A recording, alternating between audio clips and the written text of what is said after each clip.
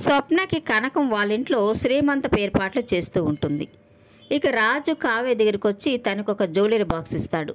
కావ్య తనకే gift తీసుకొచ్చాడని సంబరపడిపోతూ open చేస్తుంది. ఇక అందులో స్వప్న కొన్న నెక్లెస్ చూసి ఇదేంటండి ఇక్కడికి తీసుకొచ్చారు అని అడుగుతూ ఉంటుంది. ఇక రాజు అయితే ఆ రోజు స్వప్న ఈ నెక్లెస్ కొన్నందుకు నువ్వు తనని బాగా తిట్టావు. స్వప్న చాలా బాధపడింది. ఇప్పుడు ఈ నెక్లెస్ తీసుకెళ్ళి తనకి ప్రజెంట్ చేస్తే స్వప్న చాలా హ్యాపీగా ఫీల్ అవుతుంది అని చెప్తుంటాడు. ఇక కావ్య అయితే అవును మరి, ప్రపంచంలో ఉండే ఆడవాళ్ళందరి మనసులు అర్థం చేసుకుంటారు, ఒక్క నా మనసు తప్ప అని అంటూ ఉంటుంది. ఇక ధాన్యలక్ష్మి ఏంటో రుద్రాణి, నువ్వు నేను మా అక్క ముగ్గురం మగపిల్లలు కని ఈ కనకానికి వియ్యంకులయ్యి పప్పులో కాలేసామని చెప్తుంటుంది. ఇక రుద్రాణి కూడా అవును ధాన్యలక్ష్మి, లేకపోతే మనం మంత్రి గారి వియ్యంకులయ్యిండేవాళ్ళం అని చెప్తూ ఉంటుంది. ఇక వాళ్ళిద్దరూ అక్కడి నుంచి మాట్లాడుకుంటూ కూర్చోవడానికి కుర్చీ కోసం చూస్తూ ఉంటారు. ఇక అక్కడ కుర్చీకి డస్ట్ అంటుకోవడంతో ఇక రుద్రాణి క్లాత్ కప్పున్న కుర్చీ దగ్గరికి వెళ్ళి కూర్చోబోతూ ఉంటుంది. ఇక కనకం అయితే దానికి ఒక కాలు లేదని దాని మీద క్లాత్ కప్పి ఉంటుంది. ఇక దాని మీద కూర్చోబోతున్న రుద్రాణిని శ్రీమంతం ఈవెంట్ చేసే శ్రీను తనని ఆపుతుంటాడు. ఇక కోపం వచ్చిన రుద్రాణి నువ్వెవరు నన్ను ఆపడానికని తన చెంప మీద ఒకటి కొడుతుంది. ఇక అక్కడికి వచ్చిన కనకాన్ని చూసిన శ్రీను అయితే తను కొట్టే ప్రతి చెంపదెబ్బకి నాకు 100 రూపాయలు ఇవ్వాలంటాడు. ఇక కనకం తన ఖాతాలో రాసుకోమని చెప్తుంది. ఇక రుద్రాణి ఎవరు చెప్పినా వినకుండా ఆ ఇరిగిపోయిన కుర్చీలో కూర్చొని ఒక్కసారిగా కింద పడిపోతుంది.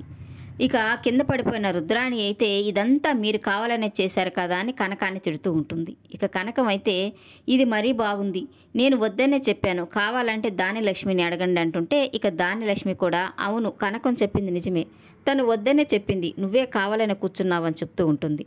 ఇక కింద పడిపోయిన రుద్రాణిని కనకం ధాన్యలక్ష్మి పైకి లేపుతారు. ఇక కావ్య రాజ్ ఇచ్చిన నెక్లెస్ని స్వప్న దగ్గరికి తీసుకెళ్ళి ఇది దుగ్గిరాల కుటుంబం తరఫున నీకు ప్రజెంట్ చేస్తున్నానని చెప్పి తన మెడలో వేస్తూ ఉంటుంది. ఇక స్వప్న కనకం అయితే చాలా సంతోషపడిపోతూ ఉంటారు. ఇక ఇదంతా చూస్తూ ఉన్న ధాన్యలక్ష్మి రుద్రాణి అయితే కావ్యతో గొడవ పెట్టుకుంటారు. ఇంట్లో ఖర్చులు తగ్గించుకోమని చెప్పి మీ అక్కకు మాత్రం డైమండ్ నెక్లెస్ ప్రజెంట్ చేస్తావా, నాకు కూడా డైమండ్ నెక్లెస్ కొనివ్వు అని అంటూ ఉంటుంది. ఇక కోపం వచ్చిన స్వప్న అయితే నేను నీకు వారసుని ఇవ్వబోతున్నాను కాబట్టి నాకు శ్రీమంతం అని ఈ నెక్లెస్ ఇచ్చారు, నువ్వేమైనా శ్రీమంతం చేసుకుంటున్నావా నీకు నెక్లెస్ ఇవ్వడానికి అని తనని తిడుతూ ఉంటుంది. ఇక అక్కడికి వచ్చిన రాజు అయితే ధాన్యలక్ష్మిని రుద్రాణిని కోపడుతుంటాడు. మీరు ఇలాగే ప్రవర్తిస్తారని నేను ముందే ఊహించాను, మా అత్తగారింటికి వచ్చిన ప్రతిసారి మీరు ఏదో ఒక గొడవ పెట్టుకొని ఎవ్వరికి మనశ్శాంతి లేకుండా చేస్తున్నారు.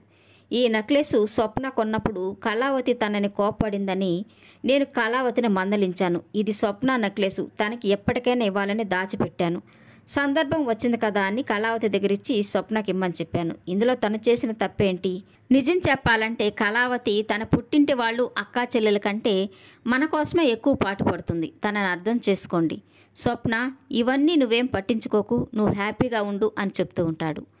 ఇక రాహుల్ రుద్రాణిని పక్కకి తీసుకెళ్ళి ఒక విషయం బయటపడింది మమ్మీ, తాతయ్యకి 5 లక్షలు హాస్పిటల్ బిల్ని కంపెనీ అకౌంట్ నుంచి చెక్కు రూపంలో కాకుండా పెద్దత్త ఇచ్చిన నగల్ని కావ్య తాకట్టు పెట్టి హాస్పిటల్ బిల్ కట్టిందంట అని చెప్తూ ఉంటాడు. ఇక రుద్రాణి అయితే ఒక్కసారిగా షాక్ అయిపోతూ అయితే కంపెనీ అకౌంట్లో డబ్బులు లేవా, లేక ఏమైనా చేశారా, ఈ విషయాన్ని ఇప్పుడే బయట పెడతానని అపర్ణ దగ్గరికి వెళ్ళి నువ్వు నీ కోడలికి చాలా నగలిచ్చావు కదా అవన్నీ ఏమైనాయి అని అడుగుతూ ఉంటుంది.